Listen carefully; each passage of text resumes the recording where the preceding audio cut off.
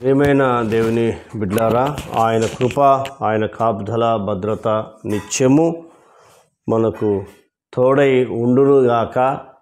ఈ దినము బయలుపరిచిన దేవుని వాగ్దానము జకరియా గ్రంథము 3వ అధ్యాయము 7వ వచనాన్ని చదివి ధ్యానించుకుందాం. సైన్యములకు అధిపతియగు యెహోవా సెలవిచ్చిందేమనగా, నా మార్గములలో నడుచుచు నేను నీకు అప్పగించిన దానిని భద్రముగా గైకొను ఎడల నీవు నా మందిరం మీద అధికారివై నా ఆవరణములను కాపాడువాడవగుదువు. మరియు ఇక్కడ నిలువబడు వారికి కలుగునట్లు నా సన్నిధిని నిలుచు భాగ్యము నీకిత్తును. దేవుడు ఇక్కడ మాట్లాడుతూ ఉన్నాడు. మనం చూస్తూ ఉంటే ఇక్కడ యెహోవా దూత యెహోషువకు ఇలాగ ఆజ్ఞాపిస్తుంది. యెహోవా దూత యెహోషువకు ఇలా ఆజ్ఞాపిస్తున్నట్టుగా పరిశుద్ధమైన గ్రంథము సెలవిస్తూ ఉంది. ఏమని ఆజ్ఞాపిస్తున్నాడంటే, నేను నీకు అప్పగించిన దానిని, ఫస్ట్ దేవుడు అప్పగించిన దానిని అని మొట్టమొదటిగా దేవుడు మాట్లాడుతున్నాడు దేవదూత ద్వారా. రెండవది భద్రముగా గైకొను ఎడల, చూసారా, రెండవది భద్రముగా గైకొను ఎడల అని చెప్తున్నాడు. మూడవది నీవు నా మందిరము మీద అధికారివై నా ఆవరణంలో కాపాడువాడవగుదు అంటున్నాడు. అంటే నా ఆవరణములను కాపాడువాడవు అని చెప్తున్నాడు. నాలుగవది ఇంకేం చెప్తున్నాడంటే, ఇక్కడ మాట్లాడుతున్నా, నా సన్నిధి నిలుచు భాగ్యము నీకు ఇత్తును అని చెప్తున్నాడు. ఎవరు అంటే ప్రధాన యాజకుడిగా యెహోషువ ఇక్కడ ఉన్నట్టుగా కనబడుతూ ఉంది. ఈ మాటలు ఆయనతో మాట్లాడుతూ ఉన్నాడు. మరి నిజమే, యేసుక్రీస్తు ప్రభు నమ్ముకున్న మన ఆత్మీయ జీవితంలో 1 పేతురు 2వ అధ్యాయము 9వ వచనం ప్రకారంగా, అయితే చీకట్లో నుండి ఆశ్చర్యకరమైన తన వెలుగులోనికి పిలిచిన వాని గుణాతిశయములు ప్రచురించే నిమిత్తము ఏర్పరచబడిన వంశము, రాజులైన యాజక సమూహం అని పేతురు ద్వారా దేవుడు మాట్లాడుతూ ఉన్నాడు. కాబట్టి నీవు నేను ఎవరమంటే, యేసుక్రీస్తు రక్తం ద్వారా కడగబడి ఆయన రక్షణ పొందుకున్న మన జీవితంలో ఏమవుతుందంటే, దేవుడు మాట్లాడుతున్న మాట, అద్భుతమైన దేవుడు, ఆశ్చర్య కార్యాలు జరిగించే మహాదేవుడు ఆయన్నే యేసుక్రీస్తు ప్రభు అని పరిశుద్ధమైన గ్రంథం మనకు తెలియపరుస్తుంది. కాబట్టి ఏమంటున్నాడు, మనము రాజులము, యాజకులమని పరిశుద్ధమైన గ్రంథం చెప్తా ఉంది. కాబట్టి ఇక్కడ యెహోషువతో మాట్లాడుతున్న మాట ఏంటంటే, నా సన్నిధిని నిలుచు భాగ్యము నీకు ఇత్తునంటున్నాడు. నిజంగా చూడండి, దేవుని యొక్క సన్నిధిలో నీవు నేను నిలవాలంటే ఆయన కృప, ఆయన కాపుదల, ఆయన భద్రత ఉన్నప్పుడే మనం నిలవగలము, మనం ఉండగలం. ఎందుకంటే ఆయన సన్నిధి, ఆయన పరిశుద్ధ మందిరంలో సన్నిధి, అది పరిశుద్ధమైన స్థలం. కాబట్టి అక్కడ ఉండే భాగ్యాన్ని దేవుడు కల్పిస్తానంటున్నాడు.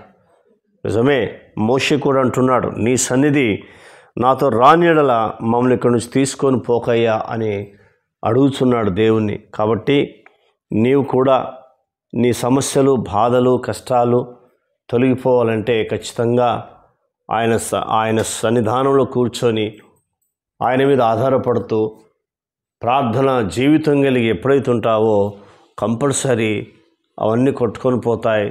దేవుని యొక్క సన్నిధిలో నిలిచే భాగ్యాన్ని దేవుడు ఇస్తానంటున్నాడు. ఏమంటున్నాడు చూడండి, మరొకసారి చదువుదాం. నా సన్నిధిని నిలుచు భాగ్యము నీకిత్తును అని చెప్తా ఉన్నాడు. ఎంత అద్భుతమైన మాట చూడండి. కాబట్టి ఆయన సన్నిధిలో నిలిచే భాగ్యము ఎవరు కల్పిస్తారంటే దేవుడు కల్పిస్తాడు. తండ్రి ఆకర్షించి తప్ప ఎవరు నా యొద్దకు రాడని యేసుప్రభు చెప్పాడు. కాబట్టి ఆయన సన్నిధిలో మనం ఉండాలంటే ఆయన ఏమై ఉన్నాడు, ఆయన సన్నిధి ఏమైనది మనకు తెలియాలి. దేవుడు పరిశుద్ధుడు, ఆయన సన్నిధి కూడా పరిశుద్ధమైంది.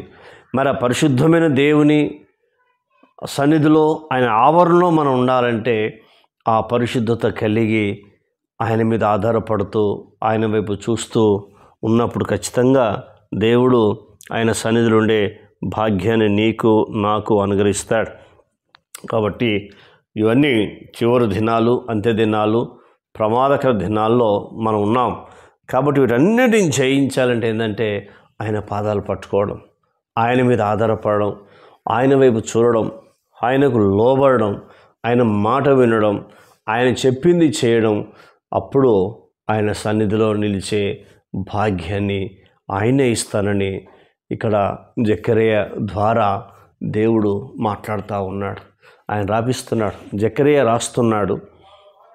యెహోవా దూత యెహోషువతో మాట్లాడుతూ ఉన్నాడు. చూడండి ఎంత అద్భుతమో. ఇక్కడ రాసింది ప్రవక్త రాస్తున్నాడు, కానీ ఇక్కడ మాట్లాడుతుంది మాట ఏంటంటే దేవుని దూత యెహోషువతో మాట్లాడుతూ ఉన్నాడు. మరి దేవుని మాటలు మనం జాగ్రత్తగా వింటున్నప్పుడు ఈ మాటలు కూడా దేవుడు నీతో మాట్లాడుతున్నాడు. నా కుమారి, నా కుమారుడా, నా సన్నిధిలో నిలిచే భాగ్యము నేను నీకు ఇస్తాను, నువ్వు ధైర్యంగా ఉండు అని దేవుడు నీతో మాట్లాడుతూ ఉన్నాడు. మరి మాట్లాడుతున్న దేవునికి మన వందనాలు చెల్లిద్దాం. మాట్లాడుతున్న దేవునికి మనం కృతజ్ఞతలు, స్తోత్రములు చెల్లిద్దాం. ఆయన మీద ఆధారపడదాం, ఆయన వైపు చూద్దాం. దేవుని బిడ్డలారా, మనకు ఆయన సన్నిధిలో తప్ప ఎక్కడ కూడా సంతోషం, ఆనందం మనకు లేదు. గుర్తుంచుకోండి, దేవుని సన్నిధి ఒక్కటే మనకు ఆనందం. కాబట్టి ఆయన సన్నిధి నిలిచే భాగ్యం దేవుడు ఇచ్చాడు. కాబట్టి అది పోగొట్టుకోకుండా మనం పరీక్షించుకొని ప్రార్థన. కన్న తండ్రి, నీకు స్తోత్రాలు. విన్న మాటలు దుష్టతకుపోకుండా సహాయం చేయండి. ఈ మాటల ద్వారా మీరు మమ్మల్ని ధైర్యపరిచి ఆదరించి తృప్తిపరిచినందుకు మీ కృతజ్ఞతలు, మీకు స్తోత్రాలు, మీకు వందనాలు చెల్లిస్తున్నాం తండ్రి. నా సన్నిధిలో నిలిచే భాగ్యము నీకు ఇచ్చేదనని నీవు చెప్పావు. అందుకై నీ కృతజ్ఞతలు, మీకు స్తోత్రాలు చెల్లిస్తున్నాం. ఈ మాటల ద్వారా మమ్మల్ని మీరు ధైర్యపరిచినందుకు వందనాలు, మమ్మల్ని ఆదరించినందుకు వందనాలు చెల్లిస్తున్నాం. ధైర్యపరిచినందుకు మీకు స్తోత్రాలు చెల్లిస్తున్నాం. మీ ఆశీర్వాదం సమృద్ధిగా మీరు అనుగ్రహిస్తారని మేము నమ్ముచున్నాం ప్రభా. అయ్యా, మీకు స్తోత్రాలు, మీకు వందనాలు చెల్లిస్తూ మహిమ, ఘనత, ప్రభావాలు మీరు మాత్రం పొందుకోమని మా ప్రార్థన విని జవాబిచ్చినందుకు మీ కృతజ్ఞతలు చెల్లిస్తూ యేసుక్రీస్తు నామములో అడిగినవన్నీ పొందుకున్నాం తండ్రి. ఆమేన్. దేవుడు మనందరిని దీవించి ఆశీర్వదించునుగాక. ఆమేన్, ఆమేన్,